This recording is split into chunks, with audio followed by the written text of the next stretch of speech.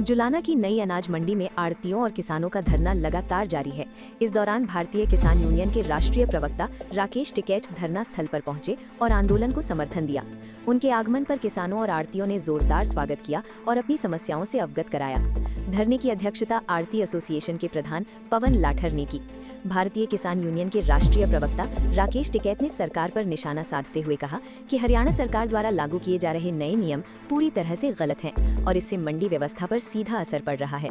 राकेश टिकैत ने कहा कि किसानों के लिए फसल बेचने के दौरान ट्रैक्टर पर नंबर प्लेट और बायोमेट्रिक प्रणाली को अनिवार्य करना एक अव्यावहारिक निर्णय है।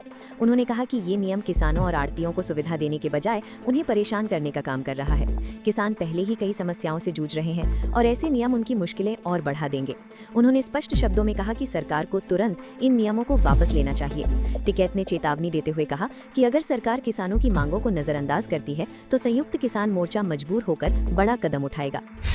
कि भाई नई एक व्यवस्था लागू कर दी कि ट्रैक्टर ट्रॉली का रजिस्ट्रेशन, जिन किसान भाइयों पे ट्रैक्टर ट्रॉली नहीं होगी और वो ट्रैक्टर किराए पे काम करवाएगा, किराया वाला ट्रैक्टर दोबारा आएगा तो उसके तो नाम रिपोर्ट दर्ज होगी, वो तो जेल ऐसा चला जाएगा कि जेल में छूटेगा नहीं, कह लगे तो माफिया है। तो ये समस्या आएगी।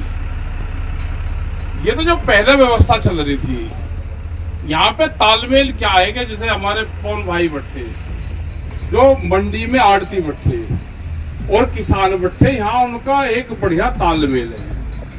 हम भी पूरे देश भर में जहाँ पे भी जाते हैं तो यही कहते हैं भाई हमारा हरियाणा में जो सिस्टम बना हुआ है उस सिस्टम से अगर पूरे देश में लागू हो जाए तो कोई दिक्कत है ही नहीं। सारे भाई जी, प्रधान जी क्या कहेंगे? दूसरा दिन हो गया आज किसान आड़ती को बैठते हुए। देखो, ये जो नीति सरकार ने बनाई ये गलत है, इसका सभी किसान विरोध करते हैं। इससे आपस में परिवार में फूट डलेगी।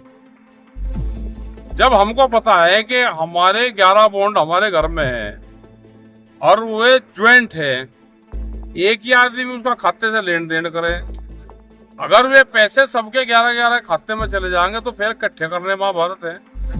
कोई लड़की के नाम जमीन होगी, किसी बड़े बुजुर्ग के नाम जमीन होगी, सब यहाँ उठा लगाने कैसे आएंगे? जमीन है बाबा के नाम और खेती पोता करता है।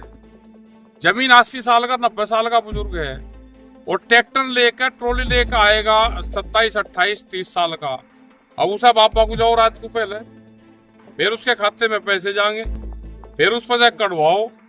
तो ये जो सारी दिक्कतें हैं ये होगी। जैसे पहले चल रहा है, हमारा परिवार कैसे चलता है वो हमारी मर्जी से चले और खरीद हो जो दे रखा के मेरी फसल और मेरा बोरा जो पोर्टल है, भाई हमारे पास में कितनी फसल है और सरकार उसकी मॉनिटरिंग कर ले।